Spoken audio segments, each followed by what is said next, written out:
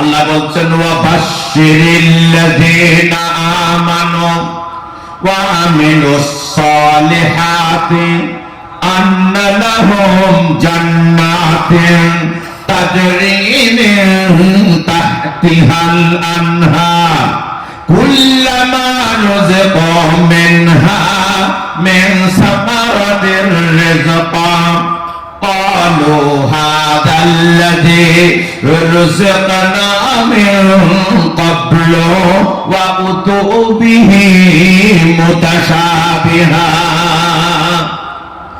একটা গল্প আপনাদের সামনে শোনাবো জান দিয়ে যদি শোনেন মন দিয়ে যদি শোনেন এই গল্পটা শুনতে লাগবে মধু আর যদি এখানে মন না থাকে তাহলে লাগবে দাঁতওয়ালা কদু দাঁতওয়ালা কদু মানে কদু একদমই তো পানসি আবার যদি পেকে দাঁতওয়ালা হয়ে যায় একবারেই পানসি তাই জন্য মন দিয়ে শুনবো বলেন ইনশাআল্লাহ মন দিয়ে শুনবো শোক কাকে বলে আল্লাহ কোরআনে বলছে দুনিয়াতে কোনো শোক নাই সুখ কাকে বলে আরাম কাকে বলে শান্তি কাকে বলে তার এই বর্ণনা আল্লাহ এখানে দিয়ে দিয়েছেন আপনারা কি বলতে পারবেন দুনিয়াতে কেউ সুখে আছে কেউ সুখে নাই 50,000 টাকার বেতন ভাই কেমন আছো মোটামুটি আছি ভাই দাঁতের যন্ত্রণায় ঘুম হয়নি একটু দোয়া করিস মরবে লো 1.5 লাখ টাকা বেতন চাচা তুমি কেমন আছো আমি তো মোটামুটি বাপ আছি তো চাচি যে কি হয়েছে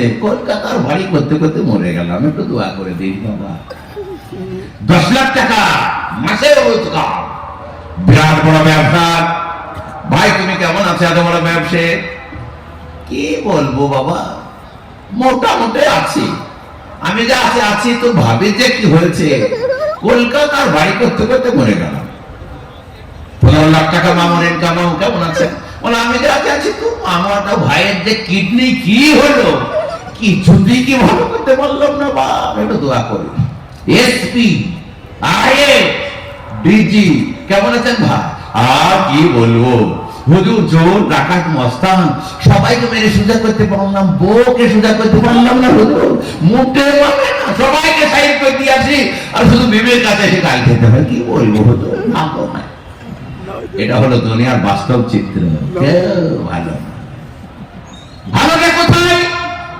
সুখটা কোথায় আছে আল্লাহ তাই বলে দিয়েছেন আর আপনারা শুনে যান পারবেন হাসিল করবেন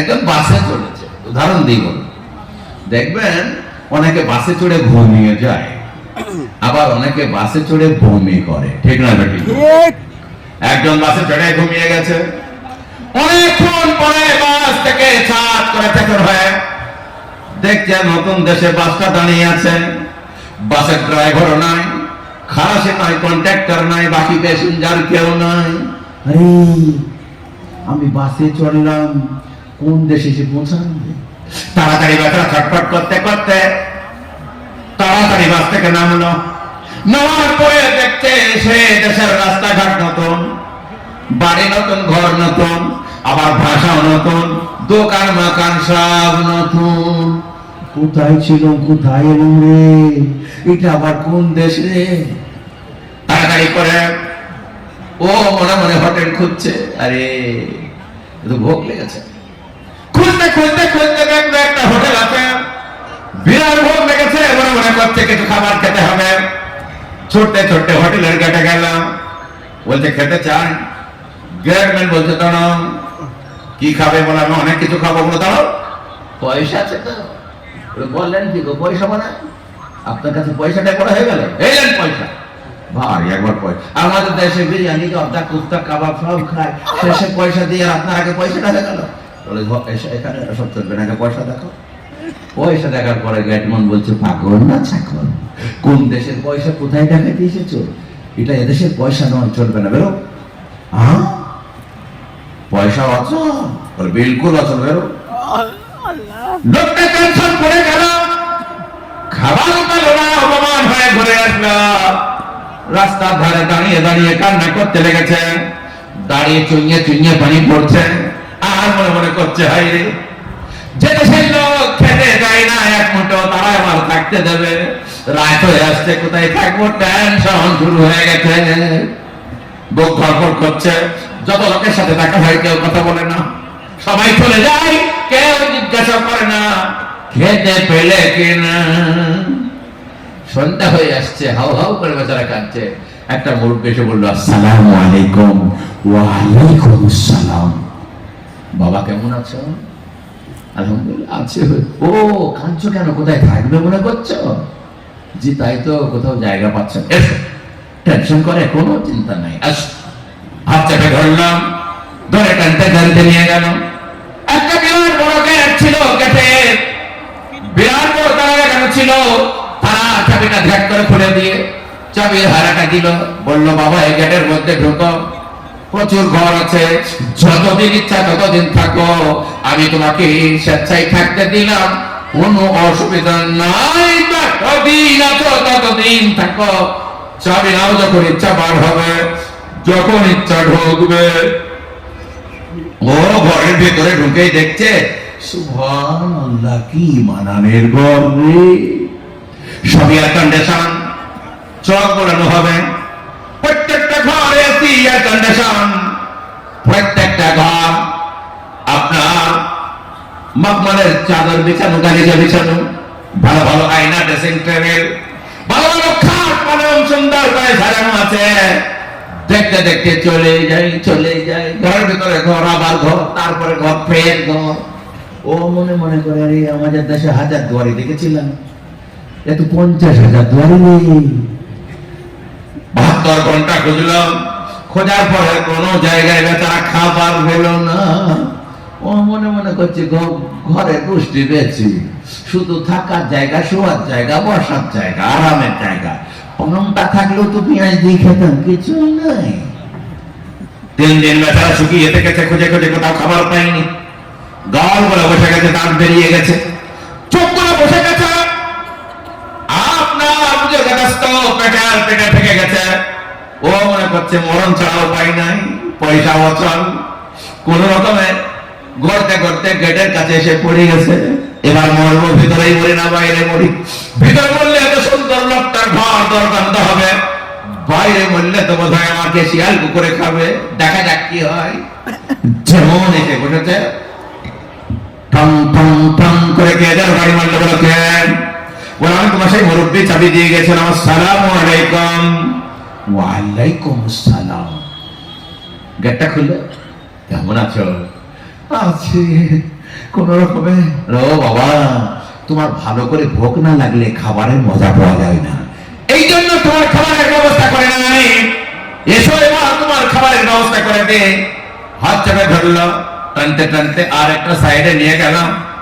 একটা গেট ছিল, গেটে তালা লাগানো ছিল, চাবিটা খুললো, বলো বাবা এই লাইনে খাবার আছে, যত ইচ্ছা তত খাও, আর এখানে এসে আরাম করো, চাবিটাও নাও।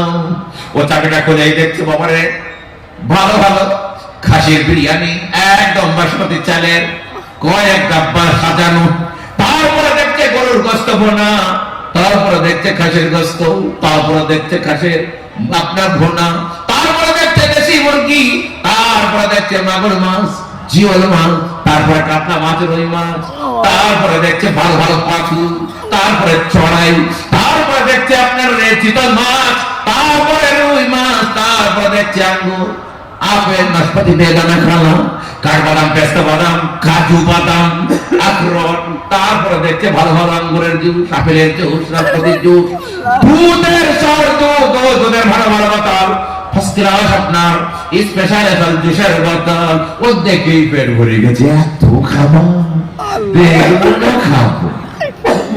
খানিক দূর যাওয়ার পরে বুঝতে ব্যস্ত, ওর মনে হয়েছে বাবরে এত খাবার বাসে হবে না তো, দামটা ভাবছে কোনটা খায় কোনটা রাখে।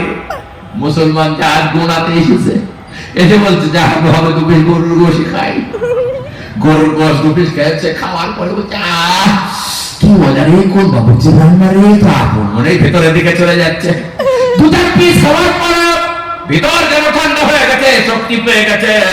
2-4 পিস খাওয়ার পরে পেটটা যখন মোটা হয়েছে, ওর টেনশন শুরু হয়ে গেছে, এত ভালো খাবার, এই খাবার খেলে যে পায়খানা চাপবে, টয়লেট কোথায়? হালকা করে খেয়ে টয়লেট খুঁজতে বেরিয়েছে, মনে মনে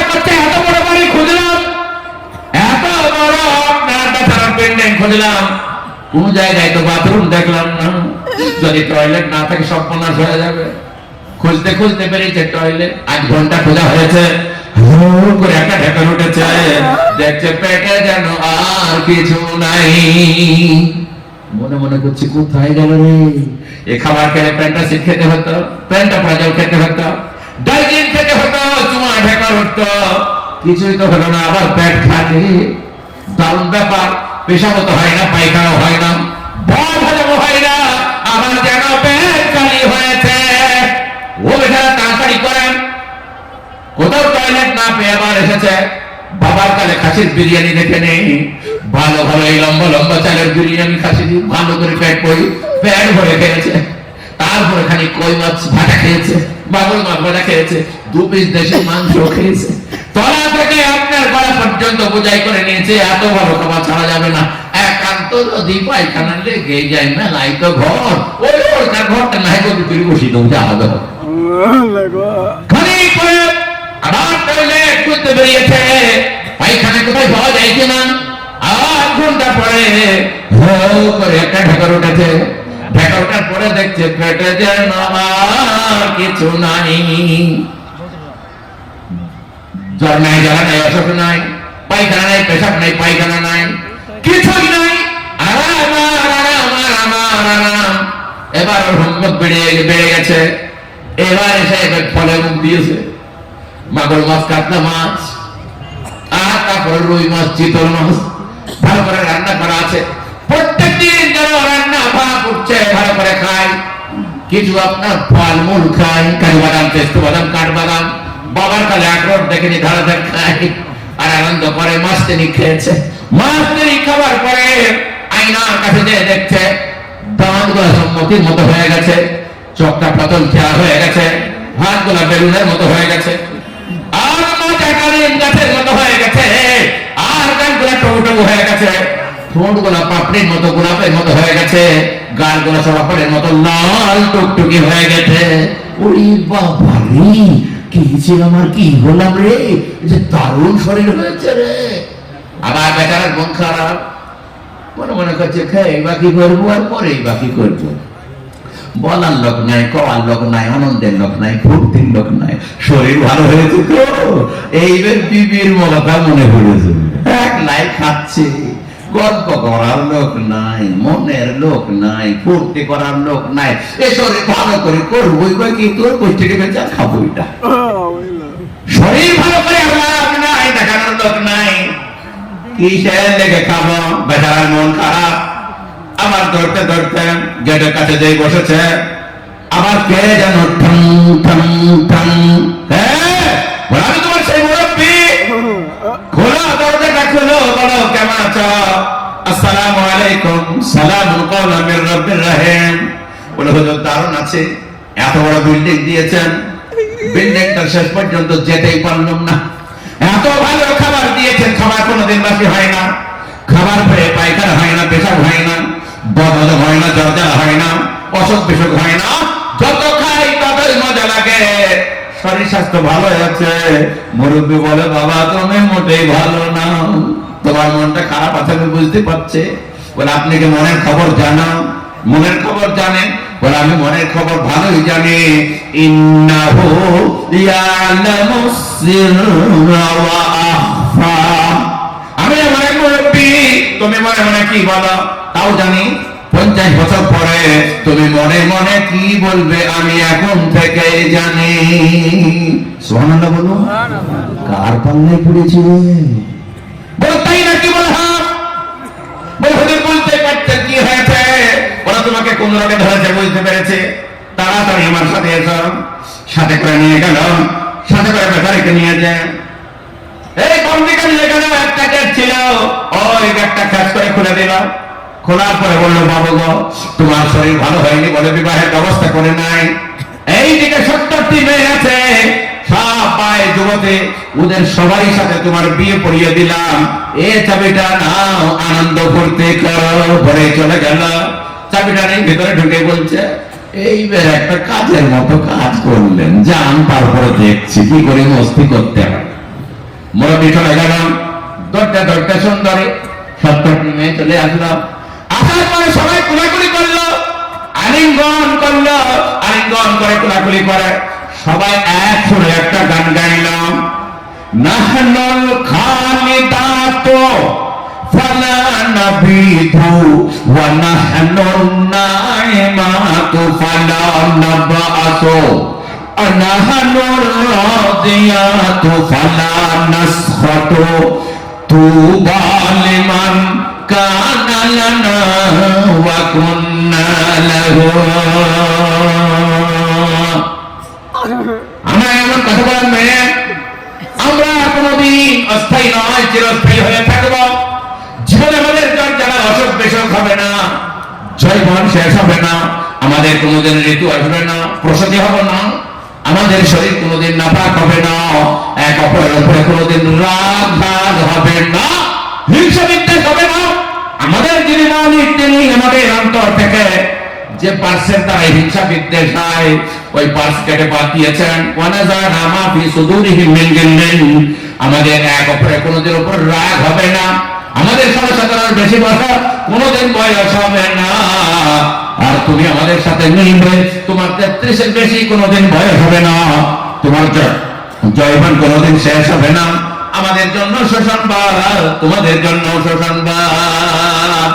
বলো কি গো, এত ভালো বিবি তোমরা, চলো চলো চলো খাই। খাবার আড্ডায় গিয়ে দেখতে আর খাবার বেড়ে গেছে, বারবার করে ভাত উঠছে, বিরিয়ানি জর্দা কোপ্তাতে, বার করে সবাই মিলে খেলো, ফল খেলো, জুস খেলো, খায় আর মস্তি করে, ফুর্তি করে, আনন্দ করে, কতই না মজা করে। কোন দুঃখ নাই, সুখ কাকে বলে আমি বলেছি বলবো, কোন দুঃখ নাই, জ্বর নাই, জ্বালা নাই, অসুখ নাই, বেসুখ নাই, আর টেনশন নাই, পায়খানা পেশাব নাই, এত আনন্দ চলছে, ফুর্তি চলছে, জীবন জৈবনের শেষ নাই। এত থাকা সত্ত্বেও একদিন বিবিরা বলছে, স্বামী গো, ওরা কি হলো, বলে আমাদের একদিন গাড়িতে চালাবেন না, বলে চালাবে কে, বলে তুমি, বলো বাবা আমি আবার গাড়ি কবে চালালাম, আমাদের দেশে আমি 5 ওয়াক্তের নামাজ পড়তাম, সত্য কথা বলতাম, হালাল খাবার খেতাম, আলেমুল আমাদেরকে একটু ভালোবাসতাম, এই তো ব্যাপার, আমার গাড়ি টাড়ি ছিল না, কোনোদিন গাড়ি চড়েছি কিন্তু চালাইনি। বলে তোমাকে চালাতে হবে, বলে কোনো অ্যাক্সিডেন্ট হবে, সমস্যা হয়ে যাবে। বলে শোনেন শোনেন শোনেন, আমাদের মালিক এখন একটা গাড়ি পাঠাবে, গাড়িটার নাম হলো অ্যাক্সিডেন্ট প্রুফ গাড়ি। সুবহানাল্লাহ বলুন, অ্যাক্সিডেন্ট প্রুফ। বলে তার মানে, বলে যত ধরেই চালান, যেভাবে চালান অ্যাক্সিডেন্ট প্রুফ, মানে কোনোদিন কারোর সাথে অ্যাক্সিডেন্ট হবেই না। ভোঁ করে একটা গাড়ি লেগে গেল, সামনে একটা সিট, পিছনে আপনার বিরাট বড় বড় 70টা সিট, সবাই চড়ে পড়ল, সামনের সিংহাসনে চড়ে পড়ল। বলে এবার কি করে চালাতে হবে, বলে এখানে হাত দেন, হাত দিয়েছেন, স্টার্ট হয়ে গেছে। বলে পিকআপ দিতে কি করে হবে, আগে কি করে যাবে বলো, বলে গাড়িটা হাতে পিকআপ নয়, এই গাড়িটা পায়ে পিকআপ নয়, এই গাড়িটার নাম হলো মন পিকআপ গাড়ি। ওয়ালাকুম ফিহা মা তাশতাহি আনফুসুকুম ওয়ালাকুম ফিহা মা তাদদাউন। এই গাড়িটা হলো মন পিকআপ গাড়ি, মনে মনে পিকআপ দেন, মনে মনে যদি মনে করেন 40-এ চলবে, 100-তে চলবে, 200-এ চলবে, 500 কিলোমিটার বেগে যদি মনে মনে করেন চলবে, কারোর সাথে কোনোদিন অ্যাক্সিডেন্ট হবে না। বড় বড় কি, যেমন মনে মনে করেছেন 40, ঘুম করে চলতে লেগেছে 100, 200, 300, আমি কি যেমন তেমন ড্রাইভার, বলে এখনই তো বলছিল বাইরে বললাম, die die die die die die করে চলতে শুরু করেছে। বহুদূর যাওয়ার পরে ঘুরতে ঘুরতে বিবিগণ বলছে, স্বামী গো, আপনি কি কোনোদিন প্লেনে চলেছেন, ফ্লাইটে চলেছেন? ও তো আমি জীবনে চোখেই দেখি নাই। বলে তাই নাকি? বলে হ্যাঁ। বলে আপনি যদি মনে মনে করেন এটা ফ্লাইট হবে, তার পাইলট হবে না আপনি। বলে তাই নাকি? মনে করেই দেখি, যেমন মনে করেছেন আজকের যুগের প্লেন আমাদের দুনিয়া থেকে 10-12-13 কিলোমিটার উপরে উঠে 50,000 কিলোমিটার উপরে উঠে উঠেছে, ধাই ধাই করে কাটা উঠছে, পাই পাই করে চালাচ্ছে, আর আকাশের উপরে আনন্দ করছে, ফুর্তি করছে। এই ফুর্তি করতে করতে হঠাৎ দেখতে ছোট্ট ছোট্ট কতগুলা বালক এবং বালিকা, ছেলে মেয়ে, রুই মাছের করে ভাজা, হরিণের গোশত ভাজা, মুগলাই পরোটা ভাজা, ভালো সোনার প্লেটে করে নাস্তা নিয়ে ওখানেই হাজির হয়েছে। অনেকক্ষণ বার হয়েছে, একটু রুই মাছের কলিজা ভাজা খান, হরিণের গোস্ত খান, আর মোগলাই পরোটা খান। এখানেও খাবার দারুণ ব্যাপার গো। এই সুন্দর কথা বলবো কাকে গো, আর শুনবে কে গো? ভালো করে নাস্তা করে ফেললো, এত ভালো খাবার খেল। বুঝলো ব্যস্ত ছোট্ট ছোট্ট কতগুলো ফল একবার পরে কামড় মারে, মনে করে আপেল, আবার সেই করে কামড় মারে করে, আবার আঙ্গুর, আর এক কামড় মারলে মনে করছে সফেদা, আর এক কামড় মেরে দেখছে ওই ফলটা যেন বেদানা। সুবহানাল্লাহ বলো। ভালো করে ভর্তি করে খেলাম, খাওয়ার পরে আবার নিচে নেমে আসলাম, আসার পরে বেশ ভালোই চলছে। হঠাৎ করে একদিন বলছে, দিদিগণ, ও স্বামী গো, তুমি আমাদের বিয়ে করেছ, একটু কি কাপড় দেবে না? বলে এখানে কি কাপড়ের দোকান আছে? ও মনে মনে করেছে এই বের মতো ঠকেছি, একাই তো কটার পয়সা আছে, চলো এবার যদি কাপড় কিনতে যাই মরেছি, সর্বনাশ হয়েছে। দেখি কোনো জায়গায় ফ্যাক্টরি তো গাড়ি চলে চলে গেল, বিরাট বড় মার্কেট, সালোয়ার কামিজ, শাড়ি, ব্লাউজ, তারপরে ভালো ভালো দুপাট্টা, কত রকমের সুন্দর সোনা লাগানো শাড়ি আর কাপড়, আর সুন্দর সুন্দর পোশাক, ফার্স্ট ক্লাস সব 70টা বিবি বুঝাই করে নিয়ে নিল, গাড়িতে চাপিয়ে দিল। ও টেনশন করছে, পয়সা চেয়েছে তো মরেছি, এই বোধহয় বিপদ হয়। কত লাগবে? বলো গেটের কাছে যান, গেটের কাছে মালিক আছে, মালিকের কাছে বললো ম্যানেজার সাহেব কত লাগবে? ম্যানেজার 2 হাত জোর করে বলছে, ও সাহেব খবরদার, পয়সার কথা বলবেন না। ওরা কেন?